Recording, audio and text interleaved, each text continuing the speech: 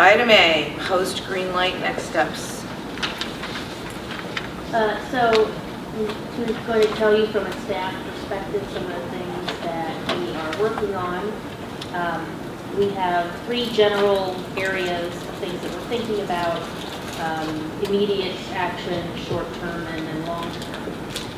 In the immediate action category, we are making changes to our transit development plan. We're working with FDOT to document what happened on November 4th and submit to them the no new revenue scenario as part of our progress report to them this year. So staff is working closely with FDOT on that. We are also working with the MPO to revise the transit element of the long-range transportation plan, again, to have the assumption of no revenue changes based on November 4th. Again, going to the no new revenue scenario, or revenue neutral.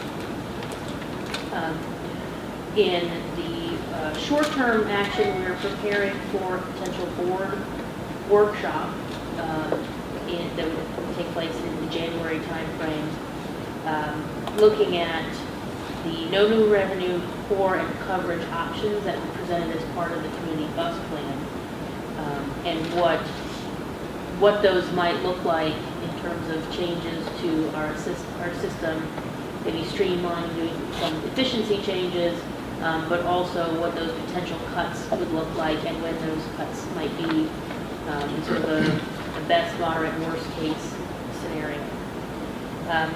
In the long term, after those 2 are handled, we're moving on to what those long-term funding options might be and how we discuss those in concert with the community desires. So part of that will be digging deeper into the community and what people like, perhaps doing some listening tours and some community engagement on that topic. Again, taking care of business at hand, immediate and short term first, then moving on to those long-term options.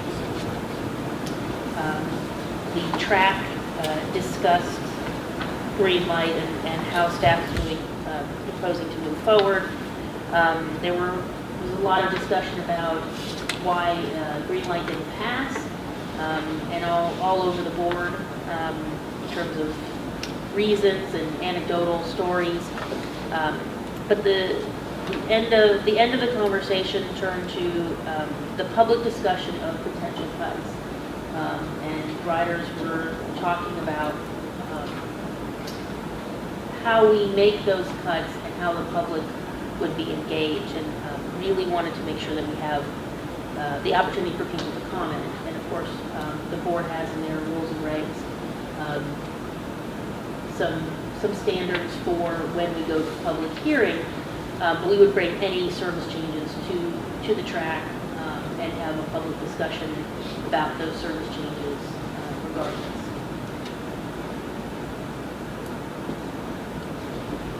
That's it? Is that enough? To get us started? Yeah. Yes, it is. Okay, so, May I make a comment here? yeah, just 1 second. So there's a couple of things here that I think we need to try to hone in on and focus on. That's on our staffing. If I can just try to guide the discussion a little bit. And not in any particular order, but I think we should probably talk a little bit about this workshop, what the format's going to be and what we want to accomplish out of it. I think that's one thing we should discuss. I think we should also have our own discussion like the track did, what we know, what we don't know about why it passed, why it failed, or why it didn't pass, Right. kind of have that dialogue.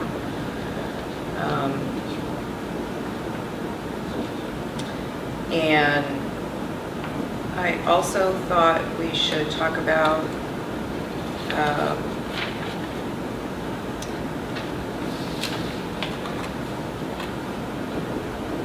right there, don't let me lose it, it was right in my head before I wrote it down.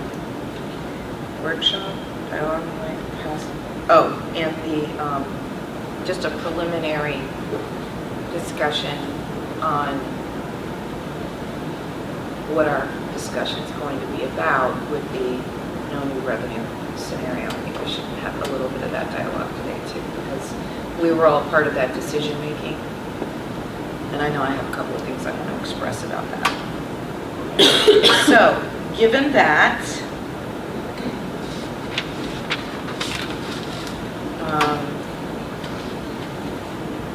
does any of your comments that you wanted to make fit into any of those three categories yet? We'll Your just go three with that categories category. again are why it failed, the new revenue scenario, and what was the third? The workshop.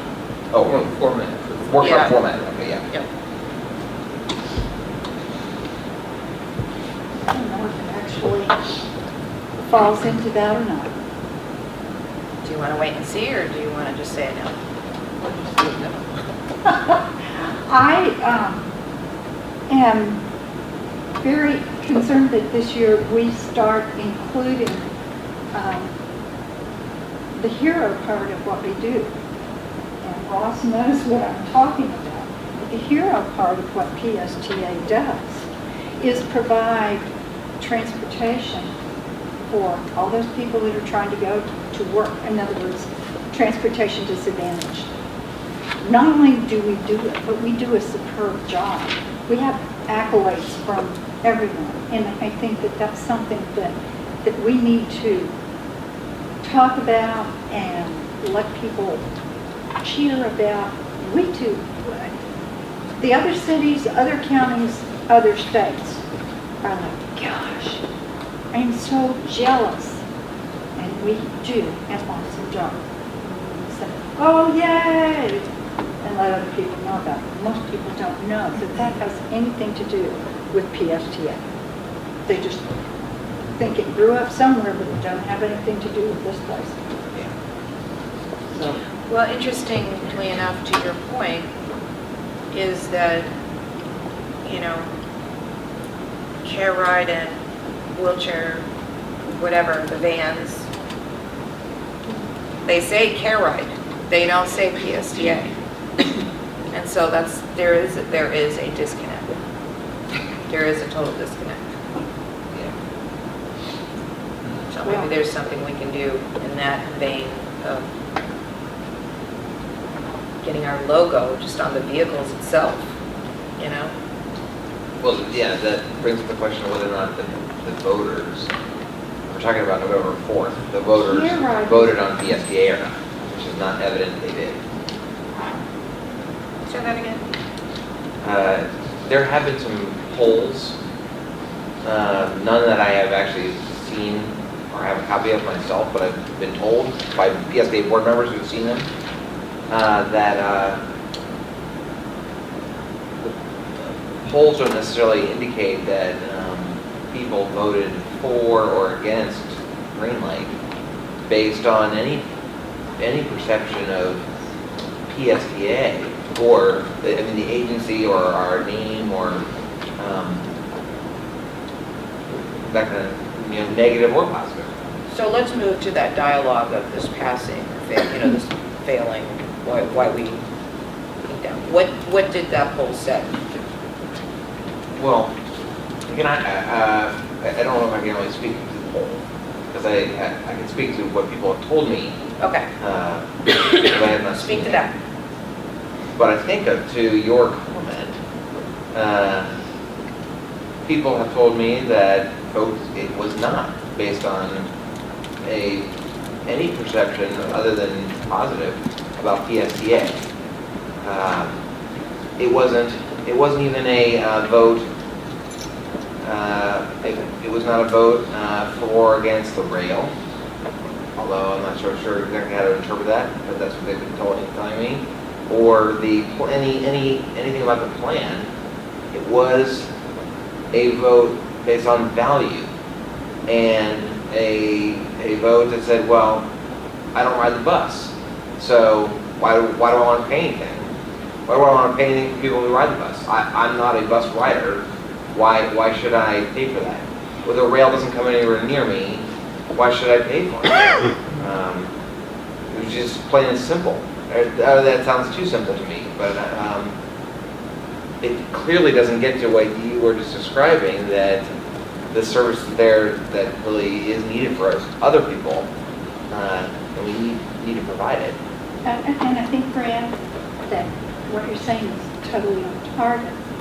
But, and the reason that I'm moving to this is we all have a mom, sister, brother, and or uncle that is on that wheelchair transport, DART, ambulance, whatever it is that's part of a transportation disadvantaged that they can grab onto because they can't always transfer, just like Karen Seal was saying. Transporting my mom has become a full-time job. And everybody has a parent that has these. Rick Butler, his mom just broke her hip. Getting her across the street from Morton Plant Hospital to Mease Rehab was an all-day chore. And if he didn't have the ability to call Caroline, he couldn't do it. So what I'm saying is, even though we're thinking about transportation disadvantage, we're not thinking about all the elderly people that we touch every day. And no, they don't ride PSTA bus, but they are. How many do we touch, Ross? Well, we have about 12,000 eligible DART riders in our database right now. And they're doing everything on the bus. And they're all saying, oh yeah, and I can't make it. I can't live without it. I literally cannot live without it. When I spoke with older residents in Dunedin in regards to Greenlight, I spoke a great deal about all of that. Because their comments to me were, you know, when you're kind of in the end stage of your life, you know, that last 10 or 20 years, you're thinking about how can I afford the last 10 or 20 years, okay? And that's their focus. You know, they've moved past worrying about schools and major issues. And it's a natural course of life. My parents were the same before they passed away, and yes, they used DART. But I would explain to them, so they were concerned about the sales tax and how much was this going to cost them. That was the big issue that I heard. Everybody was focused on the cost of the sales tax, the overall message in general. And I would explain to the more senior folks that with this situation is that this is going to bring you more service that you in your life today are going to start to need. And I explained to them about DART. Some, it won them over, and others just didn't care. It was the fear of the sales tax. I agree with you, we should promote it, but my concern also with what you're saying is I don't think we should jump into that right away until we decide what we're doing with this no new revenue situation. Because with the no new revenue situation, there is going to be severe cuts, and then there's going to be severe cuts to that program because it goes hand in hand, the bus routes and DART. And so we don't want to be angry, you know, I just think we have to do this first before we get to what you're saying. What we can't provide, is that Yes. what you're trying to say? Yes. Okay, well, I want you to know that also on our TV program is WorkNet, JWB, the Division of Blind Services, PARC, UPARC, Neighborly Senior Services. That's a huge voting block. They didn't know. The people that they're using, the DART buses and all of those other private buses to take people to the polls, didn't really understand. They come into my office to have me sign documents for the people that are using those services, and they all said, well, we didn't know. Well, and again, I think that as part of this dialogue to have here is messaging. The messaging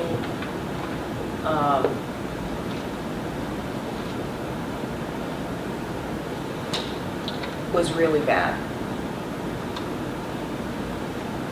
Well, let me restate that. The messaging, there wasn't enough of the messaging, is really what I'm trying to say. It wasn't the messaging itself. There just wasn't enough of it. What do you mean by that? Well, I, in my home, received my very first, forget that I'm on PSTA, as a resident of Pinellas County, and because I'm a woman and a Democrat, I got my very first piece of mail about Greenlight with the absentee ballot. I'm sorry, but that's a problem. Because if I don't get the paper, and a lot of people don't get the paper now, I found this out on my own, just from walking door to door. I had gotten recommended by the Tampa Bay Times to be mayor, and I can't tell you how many door-to-door people did not know that, because they don't get the paper. During the recession, it was something they could cut out, and they just didn't come back and get it. It's a cost. And so people didn't know that I got recommended. So I had to build it into my speech, because I was going from door to door, so that they would know. So for Greenlight, if I am not getting the paper, and you know, I don't know, some people watch the news every day, some people don't. And if I'm not a bus rider at this point, that would have been really my first communication from anybody from Greenlight, was on September 27th or whatever that date was. I'm sorry, I'm the person you should be going after the hardest. So it just wasn't enough of messaging, is what I'm saying. There should have been something in my box in August or July building up to say, you know, mass mailings and talking about where I can go learn more. Where can I go learn more about this? That's what I was doing. Are you Republican? Yeah. And you're a white Republican male. You got hammered. I got nothing. Yeah, I got them all the time. I got nothing. Because that's where they focused. Yeah. That's where they focused. I got them all the time. I mean, I don't mean to bring the whole Democrat-Republican thing in here, but Republican. I'm just saying they focused on Republicans. I mean, I got nothing. I think they focused on super voters. That's where we go to start.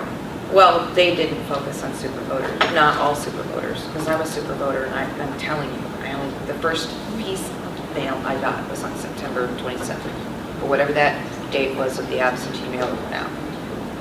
And so there just wasn't enough communication, and the base, you're saying that your folks that you deal with didn't know. Well, isn't that our base? They didn't understand. And isn't that our That base? we're all put together, yes. I'm a base.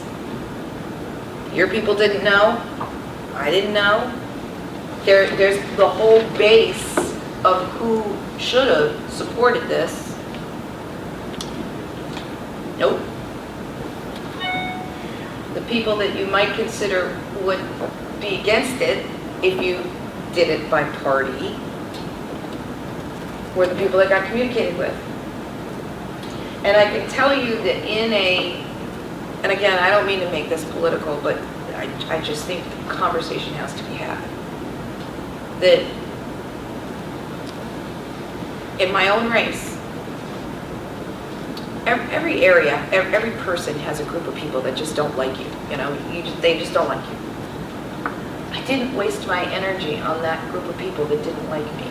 I put my energy into building my base and building on a broader base. And that's what successful campaigns do. That's not what this did. Especially the Democrats.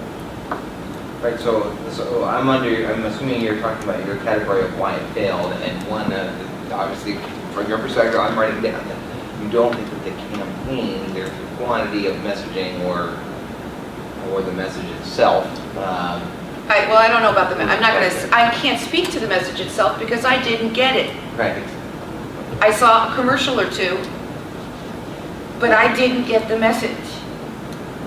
You see what I'm saying? So I can't really speak to the message itself. If you laid it out, I could maybe have an opinion, but I didn't get it. Speaking for myself, I did get the mailer before the absentee ballot, and I saw the commercial with the three guys in the coffee shop.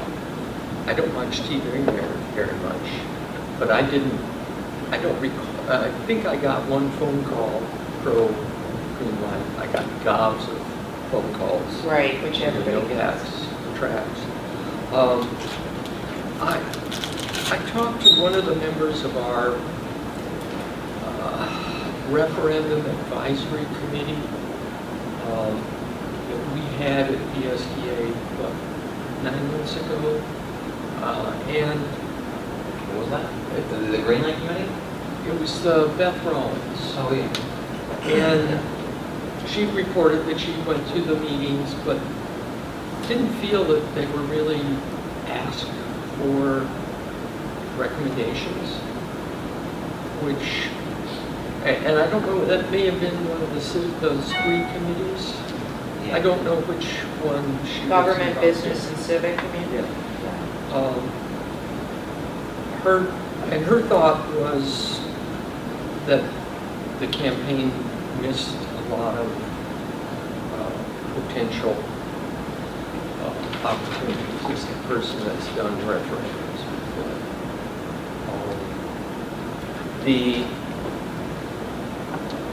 The feedback that I got from some people was that they weren't sure they could trust the PSTA. That's because of a lot of decent Yep, stumbles with the money, the trust. that we had. I really thought there would be more grassroots support group, much like we had at some of the initial PSTA meetings where, I don't know whether it was the Sierra Club had a large number of people at our meetings. I do know that when I went to one of the walking Saturdays, there were a lot at the first one, but then there were a couple of others that they didn't happen, or time wasn't as advertised.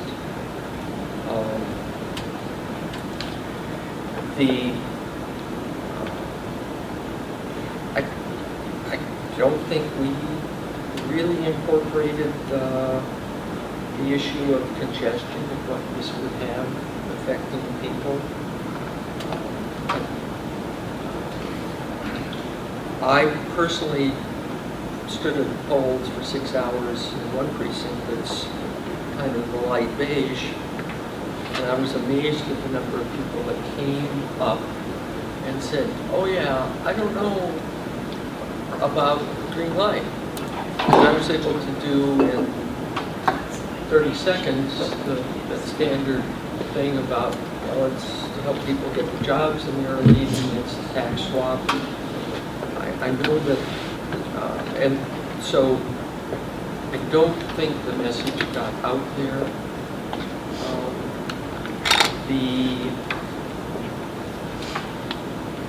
There's another point I was going to bring up.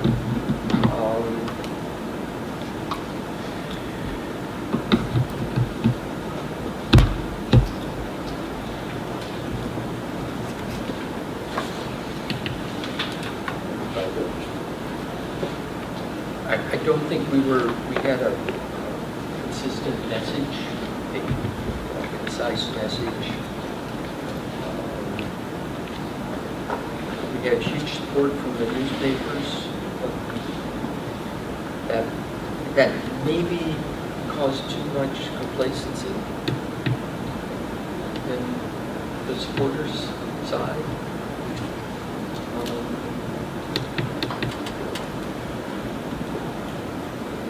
It was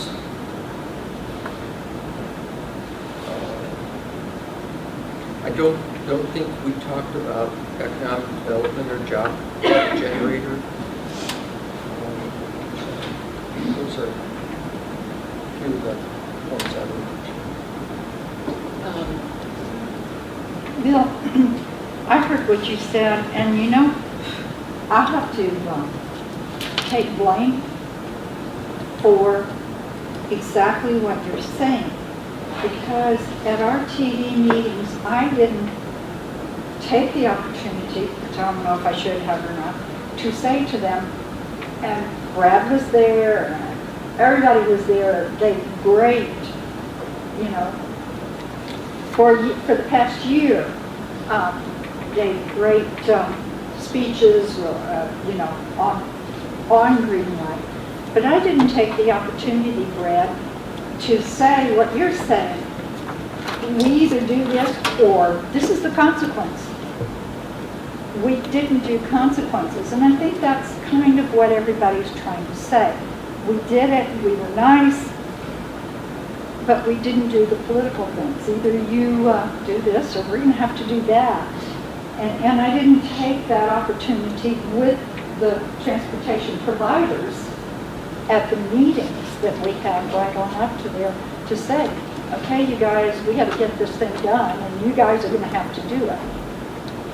So I have to take fault in the TV part, and I think that all of us, when we were out there talking and doing, we didn't give the other side, and that's what Bill is saying. We were out there, we were nice, we were good, we gave them the good sell, but we didn't give them the bad part. If you don't do it, and I don't know if you can, but I think to an extent, we followed our guidance as a PSTA organization. Once it was put on the ballot, it was, we did not, we turned it over to the Friends of Greenlight. And they had some stumbles throughout their process.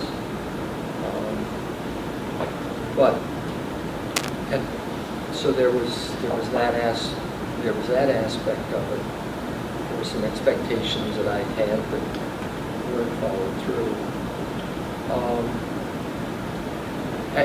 I think that to give them credit, the No Tax for Trash folks did target in on several messages that, and to an extent, define the issue for their benefit. When you don't have a definition, when your issue isn't already defined, somebody's going to define it for you. And that's what happened.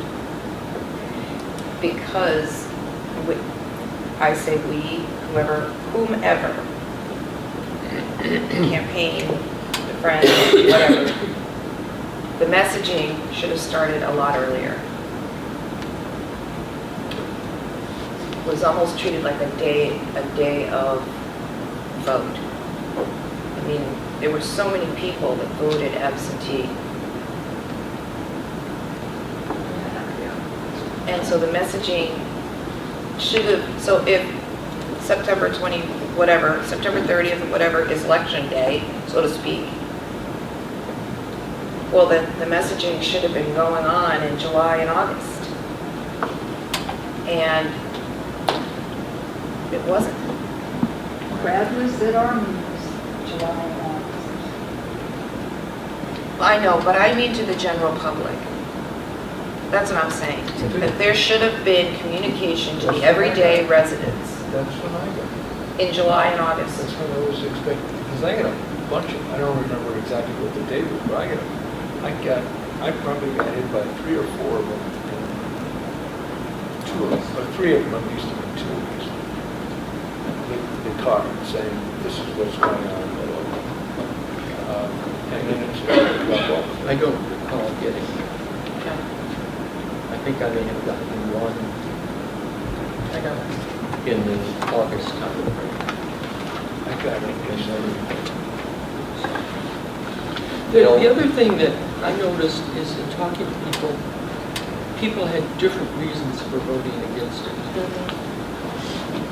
The one that came up, well, the one that, couple of them that came up most often were the way the ballot language was written. It was all about additional taxes.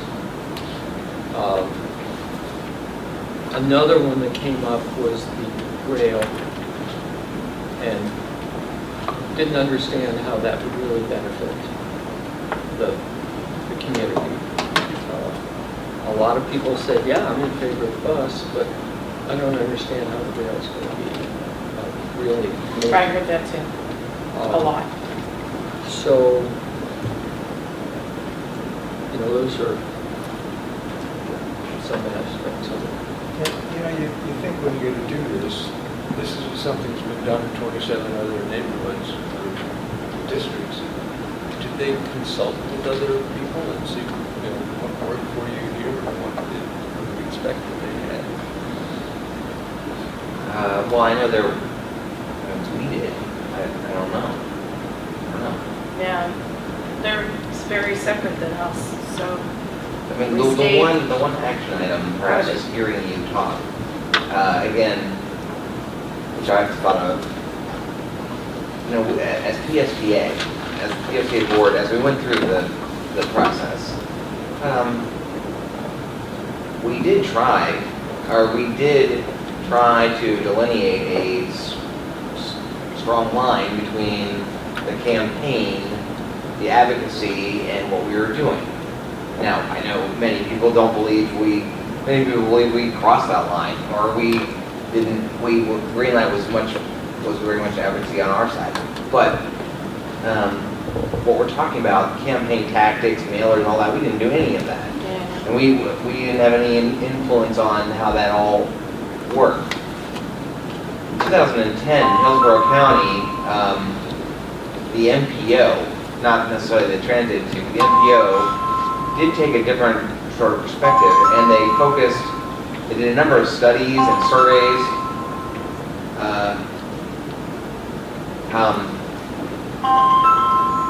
I'm sorry, this is a new phone for me. All about what will pass. They were much more sort of upfront about looking at the vote, which is not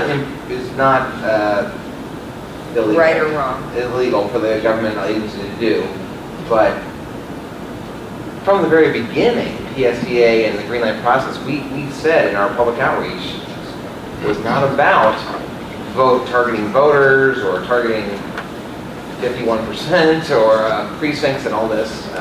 It wasn't about that. It was about educating the public and getting information out to all parts of Pinellas County. Maybe in hindsight, maybe we should have been more prescriptive and been very focused on the voters, like Hillsborough kind of was. I don't know. Well, but Hillsborough at that time didn't have a detailed plan for the rail. They had this kind of thing. They hadn't done the locally preferred alternative. And Hart was kind of marching to a different drummer. Yeah. And so we were much more coordinated on that. But in that effort, we didn't really answer some of the questions that came up with the detailed one, because we had more details, there was more things to get to. I really also sensed a lack of enthusiasm along the way when we were developing some of those plans to really get the public involved. We did a lot of outreach things. We went to the bus stations. We had people voting and that kind of thing. But I just didn't sense there was the enthusiasm that carried through with Greenlight, the Friends of Greenlight, or back to some of the when we were putting compliance. No, we had some ACPT meetings that were just, oh, well, we don't have much to talk about, so we'll cancel the meeting. That, I struggle with that. You know, what I heard from people, probably the top things that I heard from folks was everyday cynic people, not extremists, but everyday cynic people. Well, I see empty buses, you can't run the bus, you can't make the bus, you need to make the bus more efficient before I give you more money. That was a common thing I heard. Or,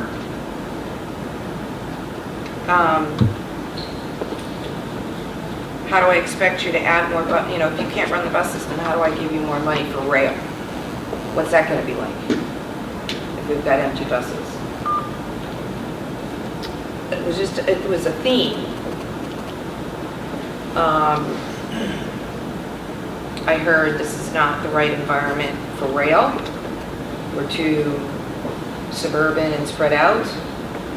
Or North County's not getting any of that. Why do I care about a little rail line down there?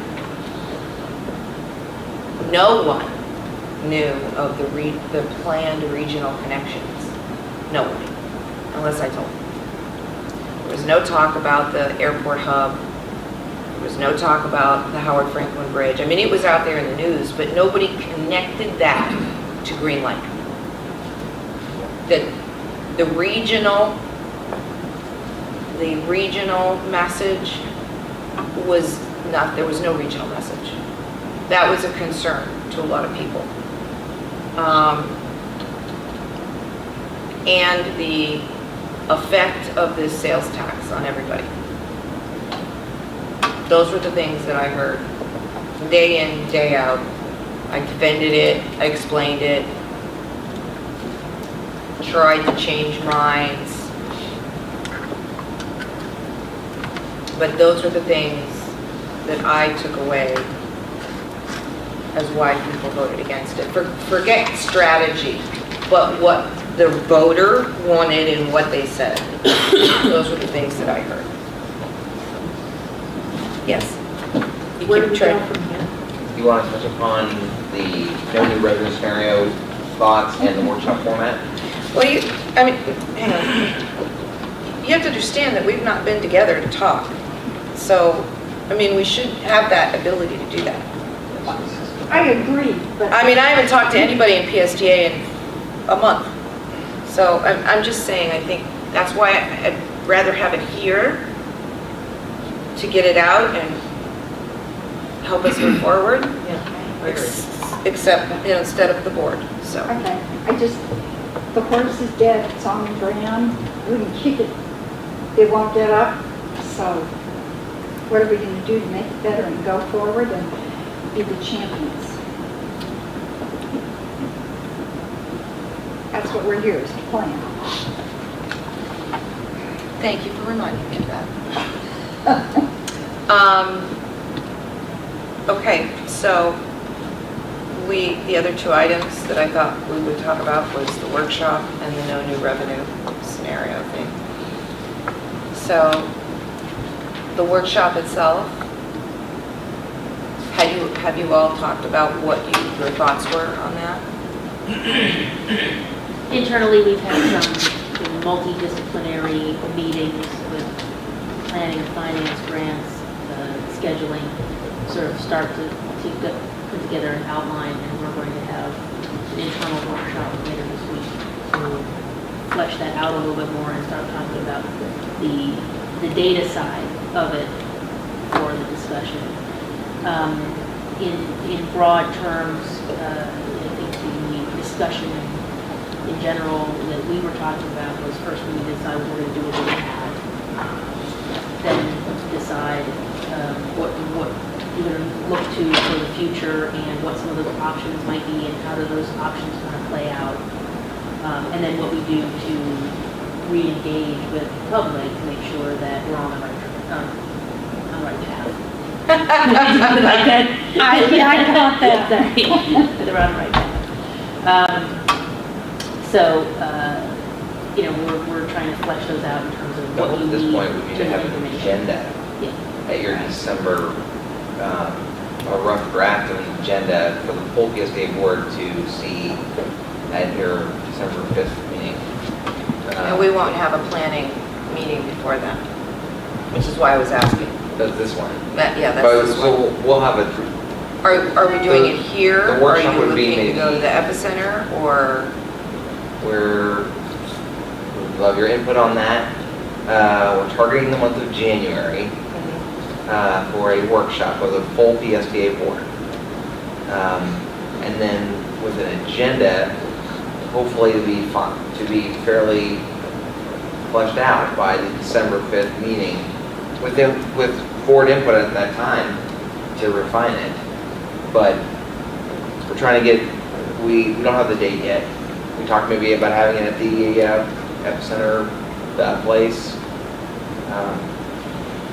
Talked about whether or not we should have a facilitator. There's value to that.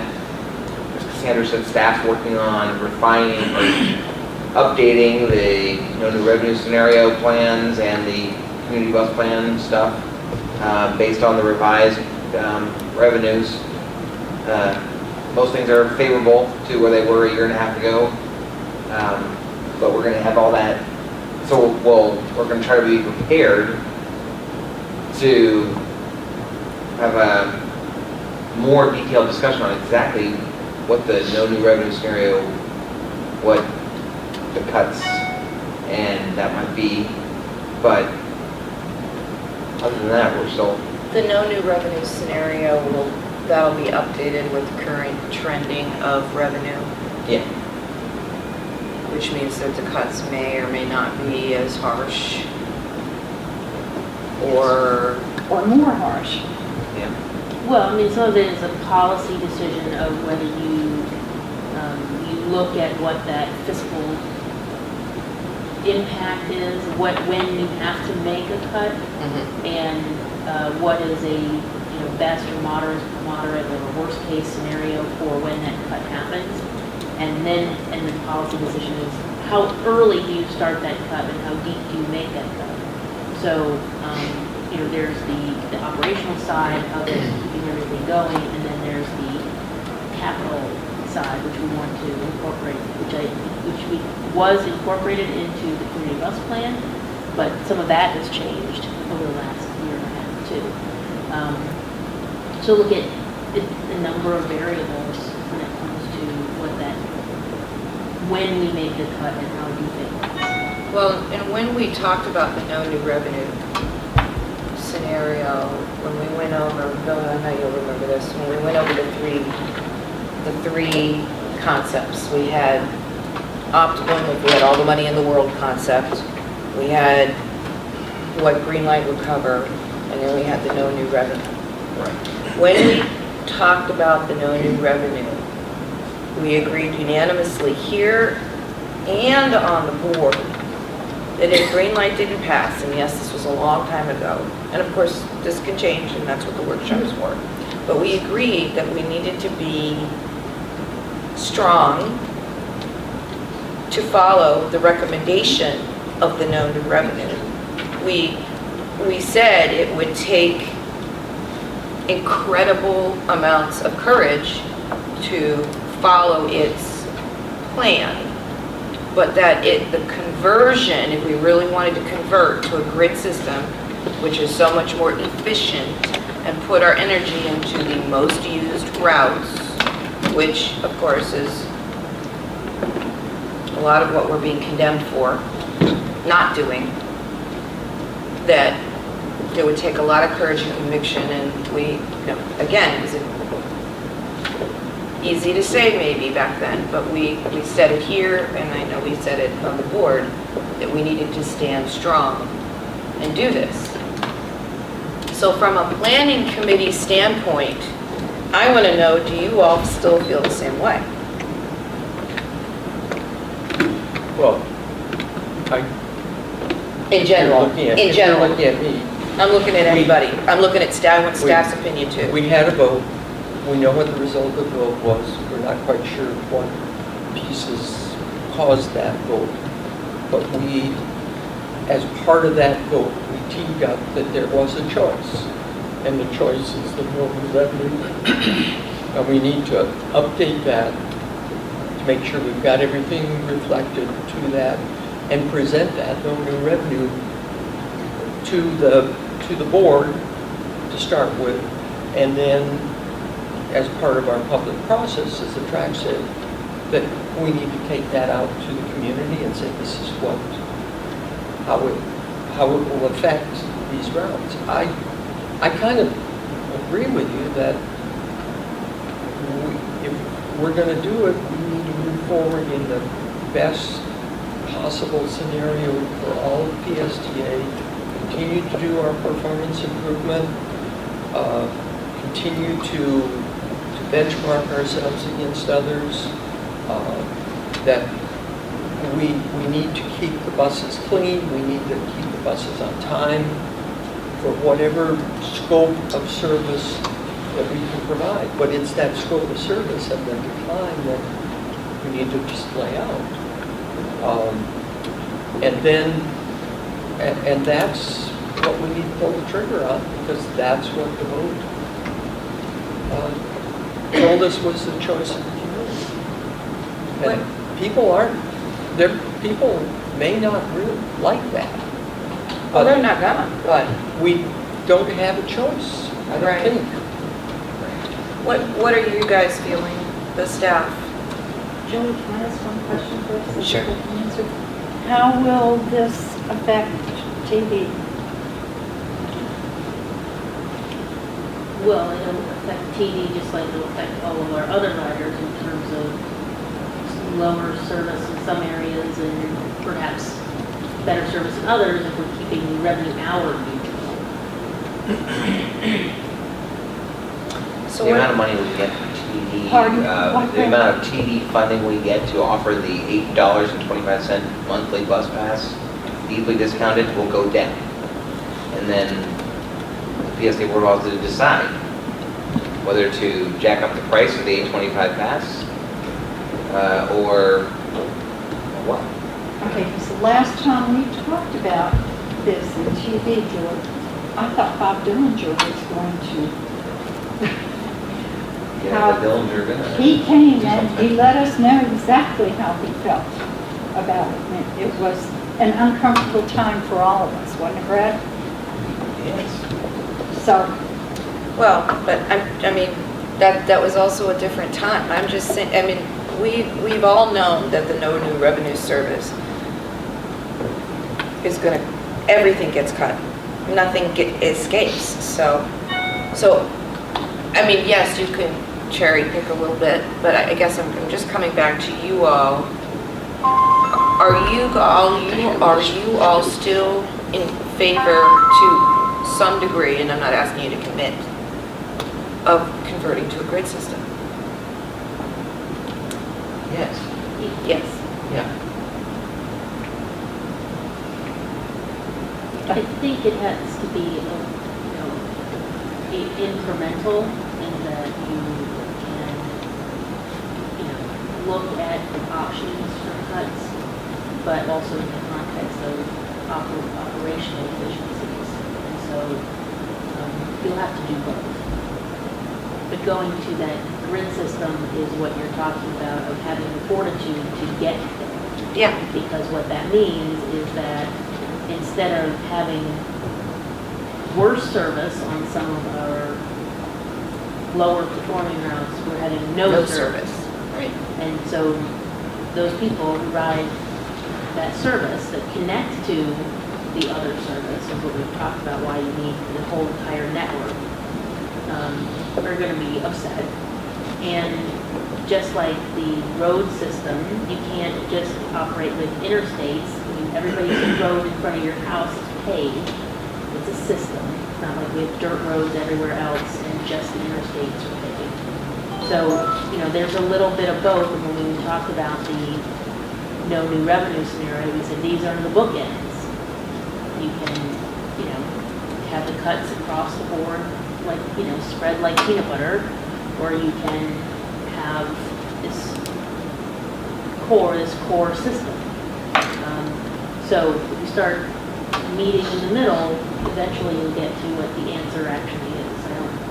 I can't sit here to say pick one or the other. If that, maybe that's the plan right now. But wasn't that considered in that no new revenue plan? Yeah, the no new revenue was bookends of the extreme options. So we always said the answer is somewhere in the middle. The no new revenue plan had two maps. Had the core okay, routes yes. and it had the coverage routes.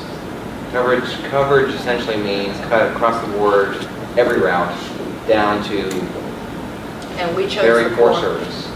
We chose the core. That's what our board unanimously voted for, was that core. Converting to a grid and going I to don't core. think so, we'll have to look back. I Both maps are in the specifically adopted remember. plan.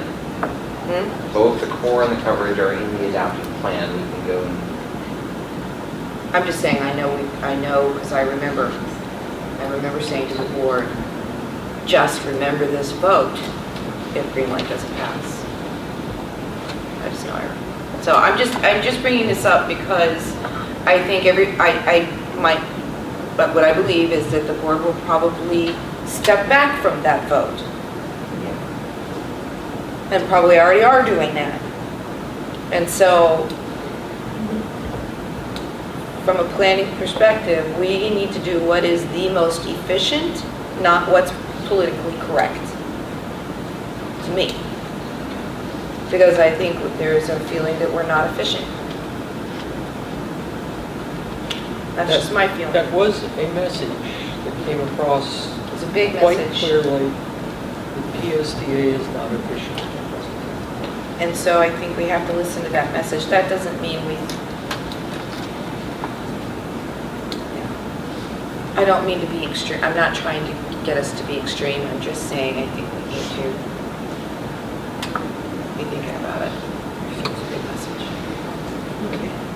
I think setting that on the horizon and moving towards it is the likeliest. So I guess the reason we bring this up, or I wanted to bring this up, is so that we have this dialogue at our workshop, that we ensure that we have this dialogue, that you don't have one board member thinking, oh, I'm going to make sure I get my city's thing in there, and I'm the other one, that we are all on the same page, and that staff knows what they want to do. I mean, yes, it's a discussion, but I don't want to see 15 or 13, however many people, what is it, 13 or 15 people fighting for their piece of the pie now. That's what I don't want to see. So however we can come together as a group, however the workshop's put on, if it can bring us together, if it can get us all to then agree that we're going to look at the big picture versus our own little piece of the pie, because the piece of the pie is what has caused some of the inefficient things that we have now, that piece of the pie way of looking at it. We can't go back to that. I always call it my grandmother's bus stop, We can't go back to that. We've got to, so I think we're going to rely a lot on you all at this workshop to help get us there. Are you suggesting that perhaps we have a grid system so we can see how much will be running on each grid system, if that's the way we're doing it, and going back to the old system and how much will be running on that? No, the original, the no new revenue Was to go scenario to the grid. is to go to the grid. Right. So That's what was agreed upon before. So if we do that, then we should know exactly how much But- is going to be running where. But there were two flavors of that. There grid. was. One included more coverage, did it not? And less frequency. The other flavor was better service on core routes, which would would tend to focus future usage there, but would leave these other people high and dry. So is that what we should be considering? Well, I'm just saying that what I believe I remember is that we voted for that ladder Yeah. was getting us to the more efficient, putting our money where the usage is. I'm not saying that's what we should consider. I'm saying that's what we decided before. And my feeling is that a number of board members are backsliding from that now. And that our staff is going to have to help us navigate that. And am I answering your question? Well, I'm just saying, if we're looking at one way or the other, then let's look at what the exact numbers are going to be. Yeah. So when we're looking at them, we're saying, well, this is absurd, we can't do that, or we can, or we're just going to be tough. But we have And I to be think that's what somewhat you're going to close bring to us in January then, right? You may not want to go to a 6-route system. No, exactly. You know, No, exactly. But going from 40 to 35 and seeing what that looks like, Right. and moving in that direction is something that I think we can bring to you and say, how do we make these changes in a smart Very way? helpful. And if you want to have a facilitator, I think that's okay. Or maybe it's a combination. I don't really care. Have we talked, I know we did at the finance committee about doing this at the January meeting versus doing it separate. And I think the finance committee said, let's try to do it separate. Oh, yeah, so it's a separate workshop, yeah. Because, this could be hours long, frankly, I think it's going to be a challenge, let's just wait to find a time. I think it's, Well, do we need to do it in January, or if it slips to February, is that okay, but a problem? I don't think so, but just knowing what. I think people want to get on it quickly. That's what I'm thinking. But certainly, we would want staff to have enough time to do what they need to do. So we'll take our lead from you, I think, right? And then to do what you need to do to, number one, to update the financial scenario for these to increase revenue, so we adjust that. The other, I think, is to see if they have information available on the polling that was done, so we understand.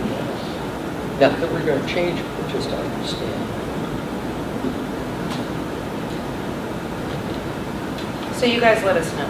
Do you recognize when we're talking about the planning, can we start talking about, and I'm not saying doing or have we done or public-private partnerships.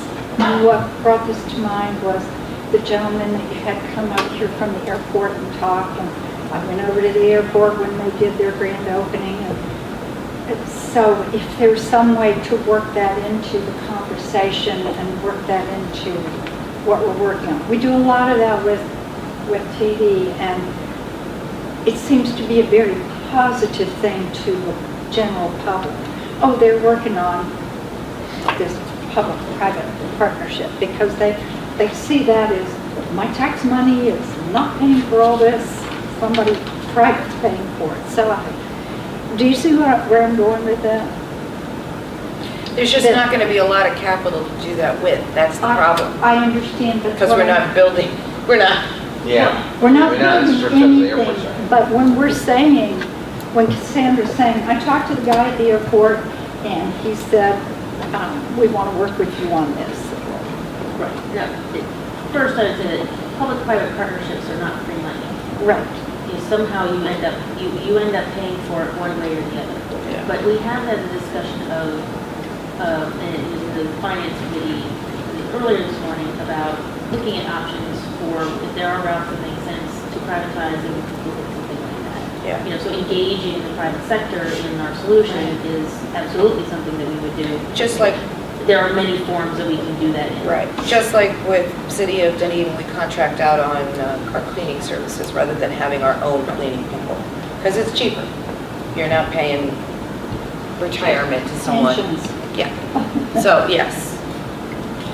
All right, I know we only have 10 or 8 minutes left. If I may, the other one that, I think we have some information, but I got a lot of questions on why do we use big buses? They're very expensive buses. Isn't there a cheaper way? And we talked a little bit about that at the Finance Committee, and that at some point in time, we need to bring that forward. We need to be a little creative in the way we respond to that. But that is a sort of I heard concern. that too. So, People wanted to know that we had different size vehicles. I heard that a lot. I'm just saying, I mean, this is the general outlook of, and I mean, we have the connector, which I pointed out to everybody, and they fall apart right away. I mean, that's also a problem. We know that now.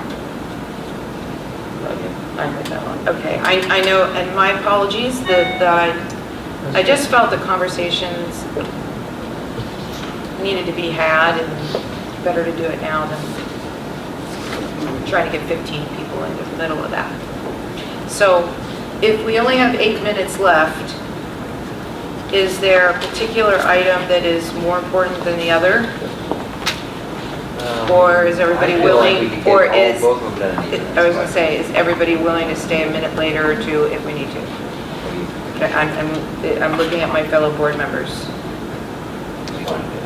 Yeah, I mean, I didn't think we could give briefer updates, Okay. as staff. Okay. As you know, we've been working on the discussion of a new regional fair collection system, and that is funded by a grant from FDOT. We're working with our regional partners, HART, Pasco, everybody from Citrus down to Sarasota, Polk. And we talked about a multi-step process for getting us there and preparing us for that. One of the things was talking about our fair policy. And so Rita is leading that discussion internally about the fair policy side and how that affects that regional fair collection system. And she's got a presentation about the survey that we are going to do for our riders, talking about fair products and not about the cost of the fair, because that's the next step in talking about the formula of how we decide when and if to raise fares. It's not about that. This is about the products themselves. And so Do we have time to go through it all? I think maybe the last 2 slides of how are we getting out to people and what the questions are might be of interest, but we can zip it right through. And you can see a copy of the survey on page 11 of your packet. While Rita's getting up there, I'll say that the track had a long discussion about this, and they were very interested in how it was going to work in the end, and gave us some suggestions about outreach. They suggested the survey instead of the public workshops, which is why we're doing a survey. And they also suggested that we need to make it clear that the grant that we get for this function is not able to be used for service. So as the time we're talking about service cuts, we're putting on new technology, the money is not interchangeable, and we need to make that clear. Okay, so for the last 2 slides, we thought a survey would be the best way to reach the public, and so did the track. So this is just a short introduction to the survey, saying that we're looking at changing the technology we use to collect fares, and we want to let the public know that we're not planning on changing actual pricing of fares at this time. We're looking at a reloadable, durable card, and we're describing it like a gift card. We call it a smart card, and it can hold a specific dollar amount or some type of other fare, passes. And the purpose of this survey is to help us make choices that best benefit our riders. And then some of the questions, are you a permanent resident, seasonal resident, or a tourist? How do you usually pay for your fare, cash or pass? Where do you buy it if you use a pass? Which two of the following would you be likely to purchase? You know, we're looking at 137.30 one day, or perhaps another type of fare that we haven't thought of. And we're trying to gauge if they would use this reloadable card or a smart card. And then also we're looking at a mobile application for people to buy their fares and pay their fares on board, which is a real hot technology right now. So I think by the time we meet next, we'll have some results from that and some recommendations for fare products and streamlining our fare products list. The one thing that came up with track, and I think you alluded to already, is that we're doing this because there's some efficiencies, some improvements in service. The faster it gets, get on the bus without having to stuff a dollar bill in there, the better the service is going to be. And we're not going to have to spend all that money counting dollar bills and wrapping coins and all that. So rather than the approach that says, well, we've got some money on a grant, so we're going to spend it here versus spending it on service improvements. We're doing this because it has some productivity, It actually, efficiency, in addition to being better than just better for the customers. I love it. Okay. For my people, Okay, so then, is that okay? Everybody okay with that? All right, next item. Ross? Yeah. That's one. Just very briefly, 1.5 minutes. not a problem. So, starting back in September, the track committee started looking at the issue of how does PSTA interact with the individuals in the community who are homeless, and how can we better serve them. So one of the pieces that they decided we should pursue is making information about both PSTA services for them, as well as services in the community that can help them more available to them through PSTA. So we have two things going. Number one is in your packet on page 13. There's about a 4-page Excel spreadsheet based upon the Homeless Leadership Board's similar document. That's a 2013 document. We updated it, got input on it, and are vetting it through the Providers Council of the Homeless Leadership Board this Friday. And then we'll be representing those places on a map that will be posted on our website. And it'll be an interactive map that you can just hover your mouse over or click a mouse on a certain spot, see where a place is for getting a certain type of assistance or service, and immediately see what bus route it is that serves it. And then the track committee is going to meet at their next meeting in January. I'm actually going to do a little pre-meeting to kind of figure out, do they need to form a subcommittee to address what print format this should take, or could we just figure it out otherwise? Okay. Questions? awesome work. Awesome, really, totally.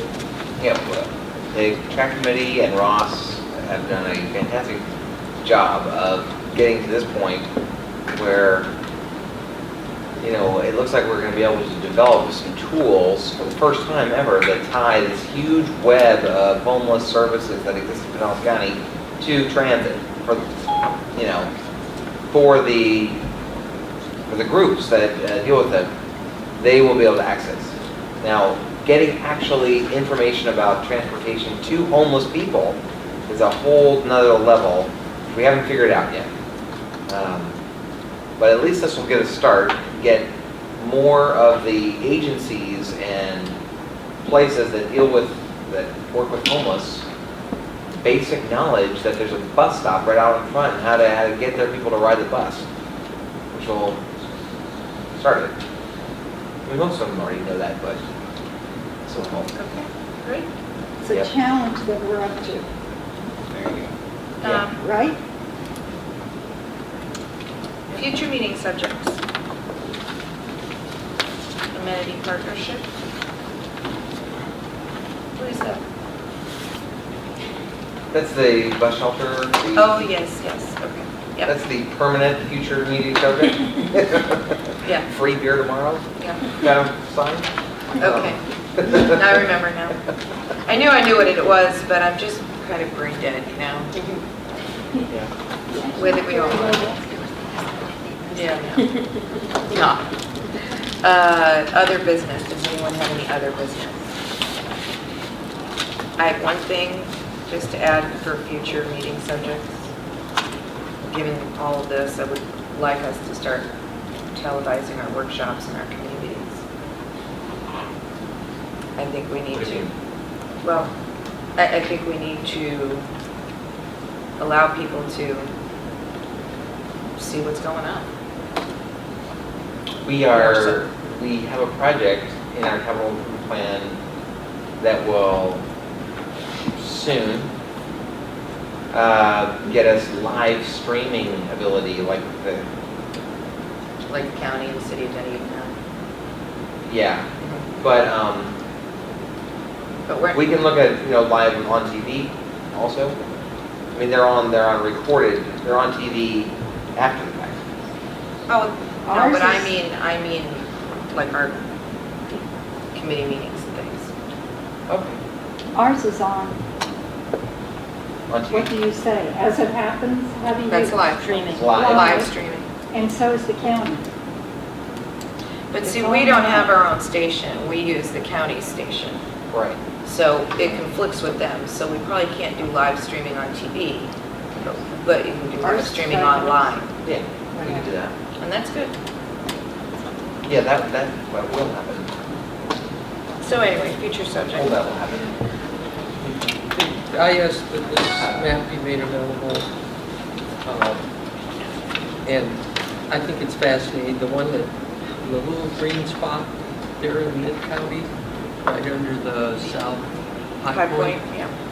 That's the Honeywell precinct, because it's mostly commercial and industrial, but there were 84 voters in that precinct, and they voted for it by, I think it was 84%, or maybe 87%. And the people in that, the residents in that district live in apartments or condos, high density.